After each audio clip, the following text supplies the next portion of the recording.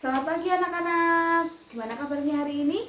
Baik. Jadi hari ini kita akan mengulas pelajaran yang kemarin ya, pelajaran yang mengulas tentang wawancara, ya kan?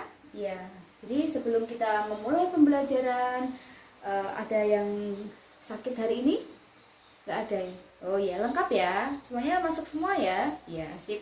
Jadi kita mengawali pada pembelajaran hari ini, kita berdoa dulu sesuai dengan keyakinannya masing-masing. Berdoa dimulai. Berdoa selesai. Nah, untuk membangkitkan semangat kalian, gimana kabarnya hari ini? Baik ya. Kita menyanyikan lagu kebangsaan dulu ya. Kalian mau lagu apa? Oh, Tanah Air. Oke, yuk sekarang dimulai lagu Tanah Air. 1, 2, 3.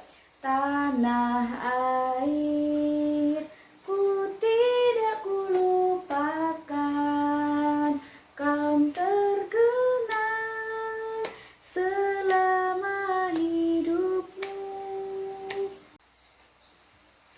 Kemudian kita kemarin kan membahas tentang yaitu mewawancarai ya. Ada yang sudah mewawancarai, sudah berhasil melakukan wawancara? Iya, sudah. Mewawancaranya bisa ke kepala keluarga. Siapa kepala keluarga? Bapak. Iya, bapak. Ada yang di ayahnya, ada yang di mana? Ke Pak RT bisa, ke Pak RW bisa. Bahkan kalau kalian berani ke kelurahan itu lebih bagus. Yang penting kalian sudah melakukan kewajiban kalian, tugas kalian sudah dikerjakan. Nanti maju ya, maju satu-satu yang ibu tanyain. Nanti boleh maju, kemudian membacakan hasil wawancaranya itu, maju ke depan, terus dipahami, terus membacanya sesuai dengan intonasinya ya. Yang kemarin kalau melakukan wawancara itu seperti apa sih gitu. Jadi sesuai lafal. Kalau misalkan tanda titik ya titik, perintah ya perintah, kalau pertanyaan ya pertanyaan, harus dipahami betul-betul ya, jangan ngasal. Oke. Nah, tepuk tangan buat yang sudah maju. Nah, Ibu syukuri, terima kasih buat yang sudah berusaha mengerjakan tugas dengan baik ya. Jadi tugas yang tadi diulas, masih ada yang belum paham? Paham semua? Oh, lingkungan yang aman itu seperti apa gitu. Jadi lingkungan yang aman itu dia tidak meresahkan masyarakat. Nah, tidak meresahkan masyarakat itu apa sih? Nah, kalau di definisi lingkungan kalian yang aman itu seperti apa? Oh iya, tidak ada maling. Terus apa lagi? Tidak ada bencana. Apa lagi? Bersih ya. Apa lagi? Oh iya, indah. Jadi keluarga yang aman dan selamat, yang aman nyaman. Kemudian lingkungannya itu kalau aman dan nyaman itu pasti warganya juga nyaman di situ ya. Nah, contohnya kalau kalian misalkan di rumah ada yang nggak seperti gambar di sini, yang mungkin bapak-bapaknya itu melakukan pos ronda setiap mungkin atau malam minggu atau setiap hari digilir bapak-bapak ke jadwal. Siapa yang bapak-bapaknya di sini ke jadwal pos ronda? Oh iya ada. Nah, itu namanya termasuk menjaga lingkungan biar aman. Misalkan kalau tengah malam ada yang mau maling, nah itu kan bisa langsung, karena ada pos ronda, ada pos penjaga ronda itu, nah malingnya nggak jadi masuk karena dia takut, karena ada menjaganya gitu. Atau yang mungkin perumahannya itu di perumahan yang ada satpamnya, nah itu di satpamnya di situ itu bisa menjaga lingkungan. Nah, menjaga lingkungan masyarakat itu biar aman, terhindar dari maling, terhindar dari kecurangan tangga yang mengambil. Malingnya itu nggak harus dari luar ya, harus bisa dari dalam, bisa dari masyarakat sendiri gitu. Kita menghindari seperti itu. Nah, itu termasuk dalam penjagaan pos. Nah, seperti yang digambar ini, nah itu termasuk dalam menjaga keamanan lingkungan. Terus apalagi yang menjaga keamanan lingkungan itu?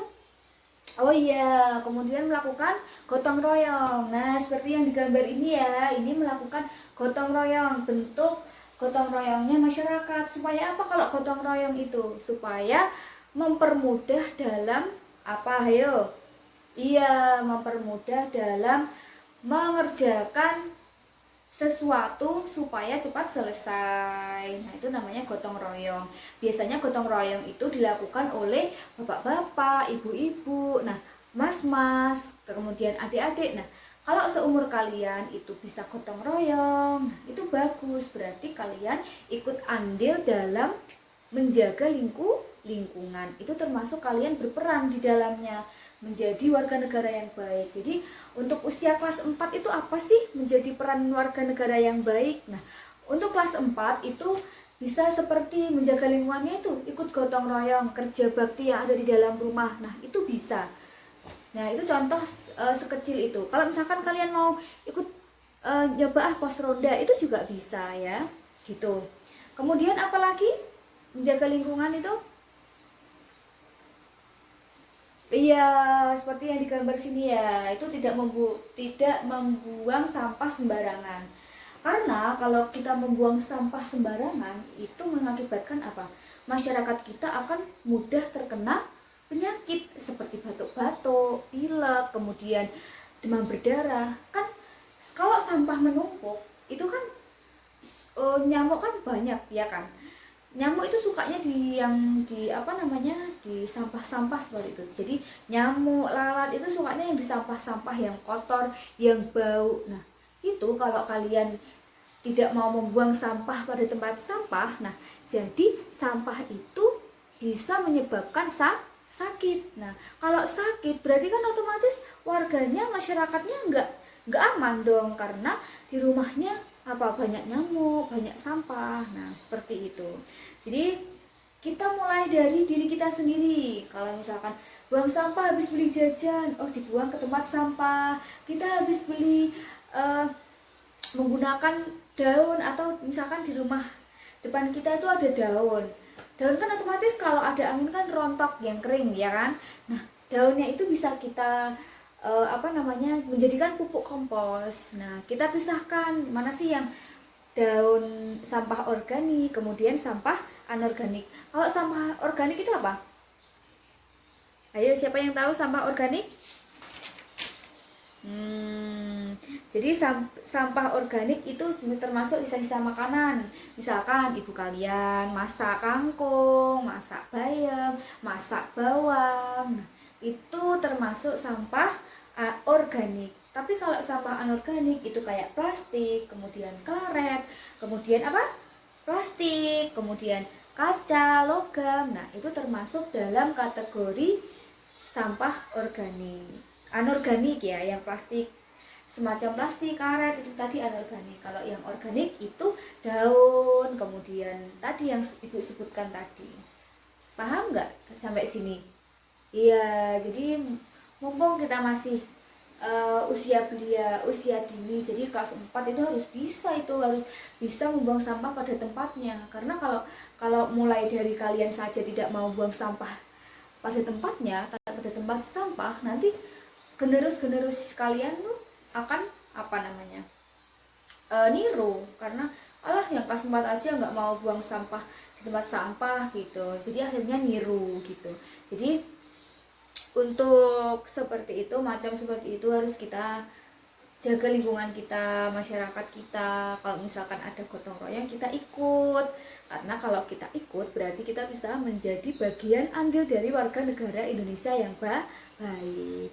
Sekian pembelajaran dari saya, banyak kurangnya saya mohon maaf yang sebesar-besarnya. Terima kasih sudah menonton. Wassalamualaikum warahmatullahi wabarakatuh.